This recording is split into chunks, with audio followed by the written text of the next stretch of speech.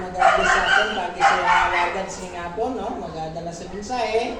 Kapag makatag sa encouragement sa ating tulong sino, hindi kita worthy, no? Hindi kita tapos.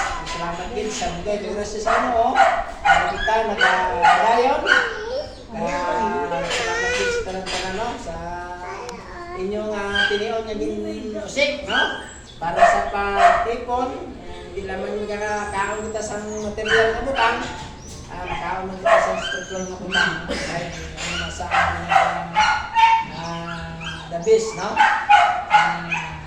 Kahit sa mga po, no? Hindi dito mga madugay. Salamat din sa mga nagluto ka na, bago nila sa kondisyon, no?